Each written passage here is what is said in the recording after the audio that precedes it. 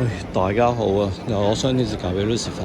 咁而家我人喺尖東啦。咁其實原本想行山嘅，即係咁好天氣。咁但係一來尋日已經行咗一次山啦，其實都意猶未盡嘅。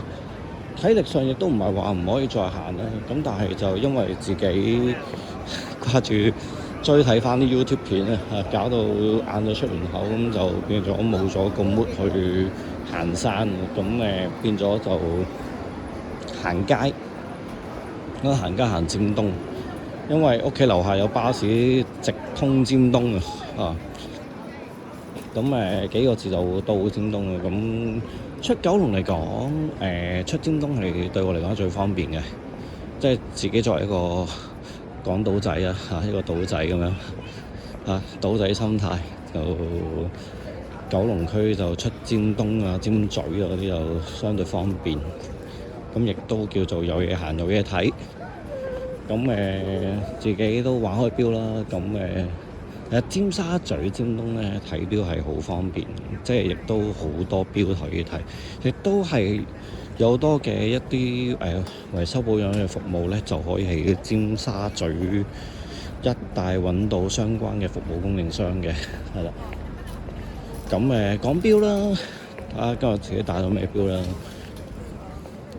？Boyot International 呢隻 Made in Russia 嘅一隻14K 玫瑰金錶啊，係啦。咁搭載咗手動上鏈嘅3681機芯，係啦。咁Power Reserve 就唔記得咗幾耐啦，我諗都係40零個鐘啦。咁另外咧就如果啟動咗計時功能，就可能就扣翻幾個鐘咁樣，應該係咯。咁擺頻咧就3 Hz，即係每小時擺21,600，係啦。咁但係今日其實唔係想講錶嘅，即係由一隻俄羅斯嘅腕錶開始講起，咁可能其實都想講少國際政治嘅嘢。即係你話香港政治冇咩好講，即係尤其而家言論空間有冇咁闊俾我哋講啦？咁自己計下啦嚇。咁但係我諗國際時政咧，應該仲有啲空間可以客觀啲咁樣去討論下。首先講翻少少主題以外嘅嘢先。嚟得尖東真係想睇下錶啊，或者索下啲行情資訊咁樣啦，即係錶嘅行情資訊啦。咁但係咧，點解會想帶隻俄羅斯嘅金錶咧？其實俄羅斯唔係咁多出金錶啊。出金錶嚟講，佢哋主要都係14K 嘅金錶啦。咁但係如果我咁樣直接講14K 會唔會被黃標咧？唔理啦，都講咗，或者我哋可以穩陣啲咁講，係550或者530。咁以前蘇聯時代嘅金錶咧，有出金錶嘅蘇聯嗰陣時，咁就出啲530啦。咁但係530同埋550都係爭議啫。咁其實一般都會照 count 落去14K。唔好再講14K 咯，真係驚黃標。喺14卡啦嘅嗰個材質嘅嗰含金量計算嚟入面嘅，咁即係58.3% 或者所謂58.5% 係金啦，係啦。咁可能隨住溝其他嘅物料有唔同，咁形成唔同嘅色澤，咁可能有黃金啦，可能有玫瑰金啦。咁玫瑰金其實就俄羅斯嘅歷史傳統嚟講啦。咁喺帝政時代嘅俄羅斯貴族咧，即係羅曼諾夫王朝時代啊，咁佢哋已經係鍾意玫瑰金㗎啦，即係覺得個色澤就靚。咁其實黃金就唔係唔靚嘅，咁但係唔知點解我自己都係偏好玫瑰金多啲。雖然我自己手頭上得3隻金錶，咁都係得一隻係 Rose Gold，就係眼前呢隻。咁但係就反而3隻金錶嚟講咧，就最重稱係呢隻喎，都有110 gram。咁但係當然咧，你話金錶有再重稱啲大把啦，160 gram 又有，甚至可能200 gram 都可能有啦，應該有添喎。咁但係金標我就諗住就唔再追㗎啦，啲金價咁高啦，咁除非有好高性價比、好抵料嘅，咁就可以再睇啦嚇，唔使講到唔死。但係真係有諗過係不如金標就到此為止啦，可能轉換即係或者轉為留意，或者定一啲新嘅目標喺貴金屬嘅腕標嘅範疇上面，咁可能會睇下會唔會揾啲 Platinum 嘅玩下啦，即係但係最緊要係抵玩啊！任何情況之下，抵玩係最大抗傷。咁俄羅斯，咁一隻俄羅斯嘅標啦，咁講下俄羅斯啦嚇。咁俄羅斯就當然大家就會話哇呢啲咁嘅極權啊、侵略啊咁樣啊。咁但係咧，啱我喺網上睇到有個 post 喺 Facebook，咁有個可能喺時事評論嘅前輩啦，咁佢就會講，即係最近委內瑞拉大單嘢啊，咁美國特種部隊用咗3粒鐘左右時間咧，就夾走咗馬杜羅兩公婆，呢個巴士阿叔兩公婆。馬杜羅咧，其實佢舊底咧未從政之前，其實係揸巴士嘅，所以我叫做巴士阿叔，唔過分啦，合乎事實啊，呢個講法啱唔啱先？啱啦，得繼續。咁當然馬杜羅咧就長期被視同係俄羅斯同中國嘅盟友啦，咁但係有時盟友呢啲嘢咧，真係睇你點睇嘅。咁有冇一啲正式嘅同盟條約公開嘅同盟條約嘅義務責任喺度，咁為之法律上面正式嘅盟友，譬如話朝鮮同俄羅斯之間佢哋嘅盟友關係咧係公開承認嘅，即係呢樣嘢，我又覺得有少少似情侶拍拖啦，即係 Facebook 會唔會真係 in a relationship with 對方？喂，你公開承認關係同埋收埋係爭好 Q 遠，真係爭好遠，唔係咁簡單呢件事。喂，公開嘅話咧，嗰件事係嗰個水平係唔同嘅，即係講咩俄羅斯中國血盟兄弟乜嘢合作無上限？喂，你係咪真係有正式嘅盟約公開出嚟先？即係好似北大西洋公約組織或者俄羅斯同北韓之間嗰種，如果係嘅，咁我都講啊。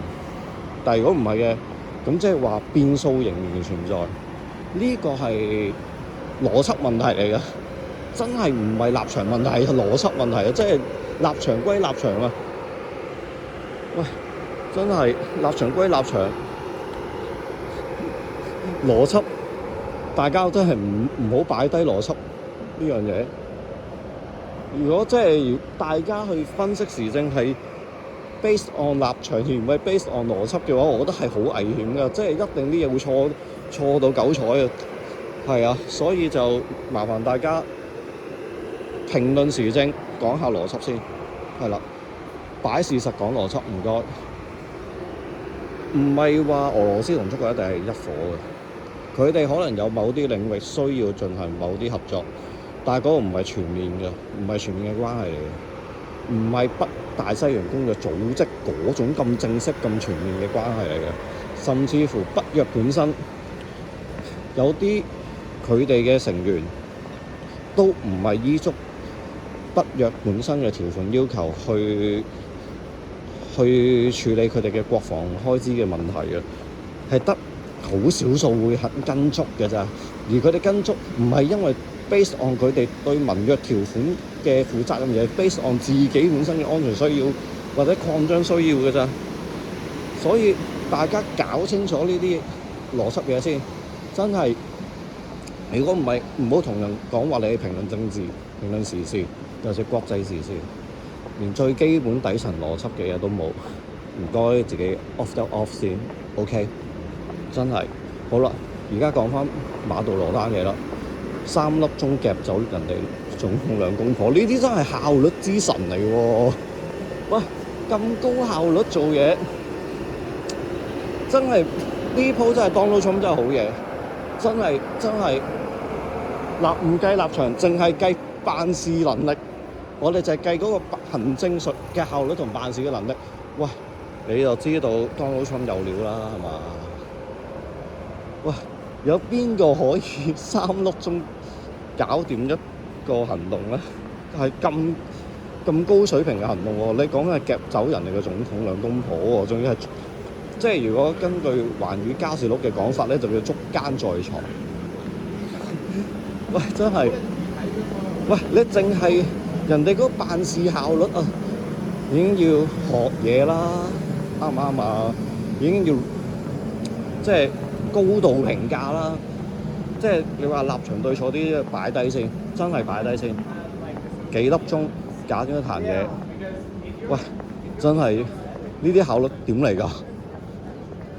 喂，佢而家就係用一個行動話俾大家知幾樣嘢。第一，美國嘅實力依然係好強勁。你真係夠膽死同美國玩嘅咧，自己申請被夾走，係自己申請收皮嘅。呢啲係。第二，拉丁美洲由19世紀初門羅主義發表之後，已經直接係美國嘅勢力範圍。佢自己地頭，佢要做嘢，你冇任何列強可以阻止到㗎。所以唔該其他列強，最好留返啖氣暖下肚啦。或者你真係要出聲屌美國嘅，就住嚟屌啦。反正你都知道屌完都得個屌字嘅啫，唔會做到啲乜㗎嘛，係咪？即係大家可以理性啲咁去睇呢件事。咁第三啦就係而家伊朗咁又立亂啦。假如大家相信美國 Donald Trump 今次嘅行動係志在委內瑞拉嘅石油，佢一樣可以對伊朗採取行動，而係志在伊朗嘅石油。咁哈梅內伊或者叫哈米尼啦咁睇下你用邊個譯法，咁可能用哈米尼會比較接近廣東話嘅譯法。咁哈米尼自己計數啦諗清楚。嗱，你伊朗而家咧就乾旱成災民生經濟搞不撚掂。而家咧全國人民就喺度反 Q 你，嗰啲唔係一開始係平民搞嘅，有啲中小企啊。喂，你咁樣嘅民生經濟狀態，喂真係做唔到生意嘅。喂大佬，喂你極權唔係最大問題，你極權得嚟你要保障到國家經濟民生嘅基本嘅供應同需求嘅情況嘅平衡。喂，而家係搞唔掂咯，咁生意都做唔到，咁咪上街咯。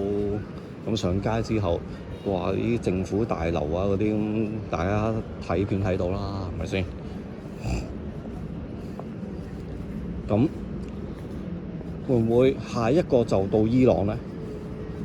咁如果下一個到伊朗嘅時候，俄羅斯同中國又會唔會保伊朗嘅呢個神棍咧？呢個哈梅內伊或者係哈米尼呢個神棍咧？睇怕都唔會。個差異就係你有冇能力喺伊朗或者伊朗附近嘅地方部署足夠強大嘅兵力去抗衡美軍、抗衡以色列。冇嘅就唔該自己 off。如果有嘅，你咪睇下點樣同玩咯。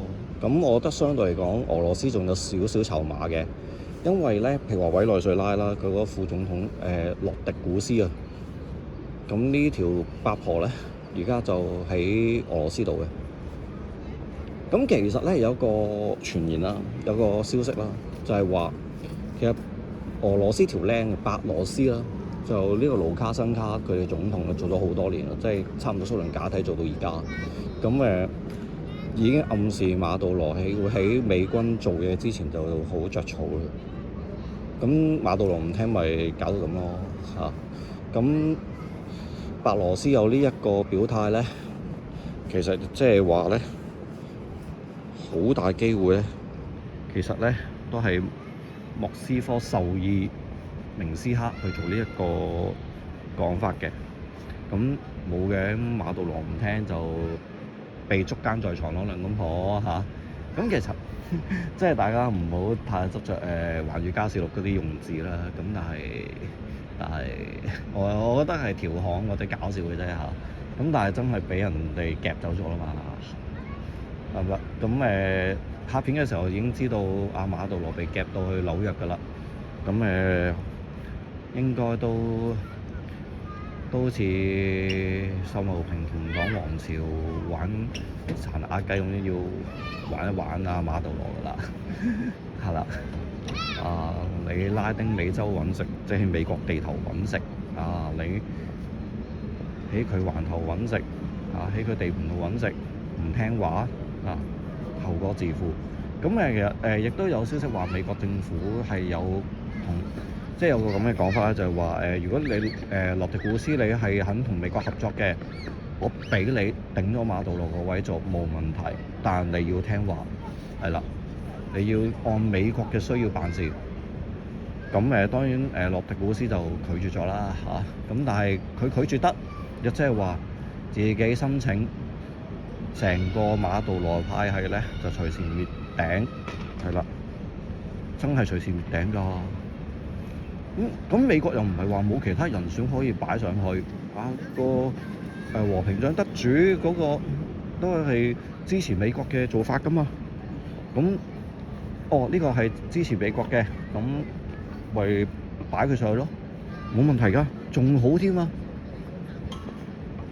即係可能即係美國叫做當俾面俄羅斯啦咁就先至話嗱，洛迪古斯，如果你肯同我美國合作嘅，咁我就擺翻你上去，否則就後果自負自己申請成個派系收皮。OK， 係啦。咁而家嘅情況就係咁。咁呢一切講乜嘢咧？嗱，有啲國家咧，譬如話德國啦，就當然佢話即係同情委內瑞拉人民嘅訴求需要各樣嘢啦。咁但係亦都會質疑會唔會美國咁樣做唔合乎國際法咧？或者中國政府都會要求美國放人，同埋要做嘢合乎國際法，呢個做法就係唔合乎國際法嘅，係啦，違反國際法嘅。咁但係我想講一樣嘢啦，其實國際法唔會保障到啲乜嘢嘅法律。我以前咧跟過一個對沖基金經理揾食啦，咁佢咧就喺我辭職之前咧就教我一樣嘢，法律條文嘅嘢咧就係由寫呢啲條文嘅人去寫出嚟啊嘛，咁就係保障寫呢啲條文嘅人嘅利益㗎啦。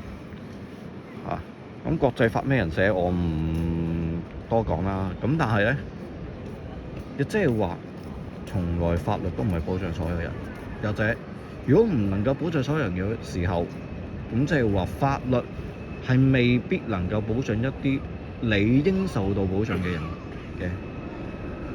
如果佢係一條好嘅法律，但係背後冇擁有實力嘅人去back up 嘅時候，亦即係話呢啲好嘅條文都一樣保障唔到理應受保障嘅人。換言之，其實國際法呢樣嘢係廢嘅。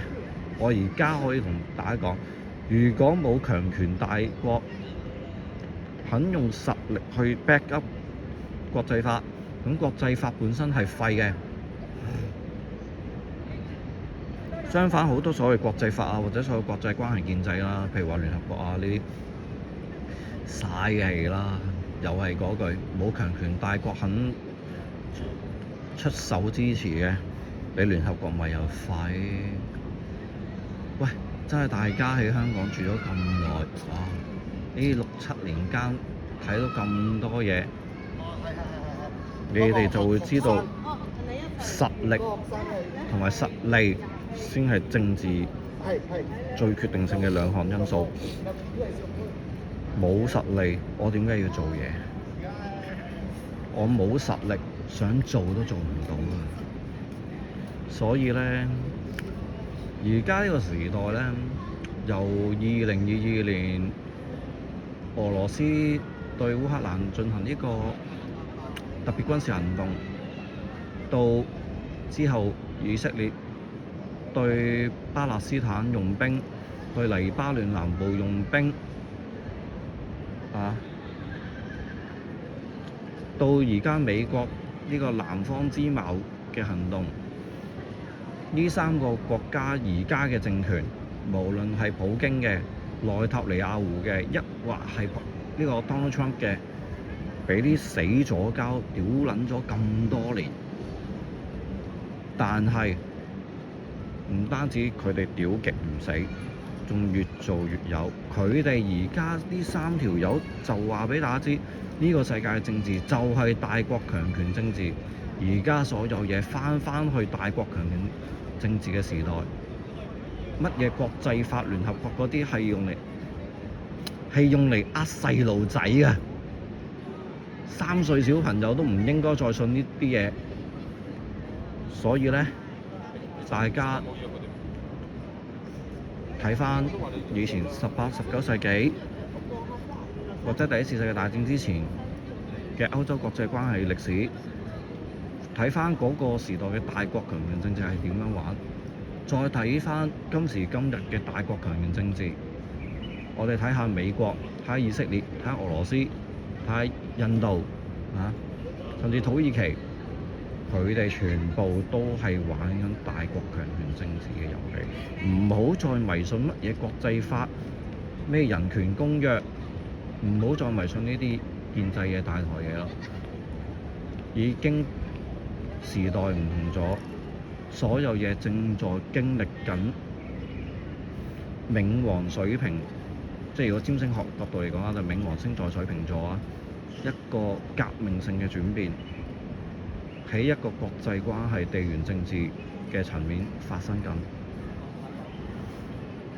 大家準備好自己心理啦，物質嘅準備就好難㗎，即係我自己都揾唔到啲咩錢啦，玩錶都盡量玩平啲啦，最緊要抵玩啦，係咪？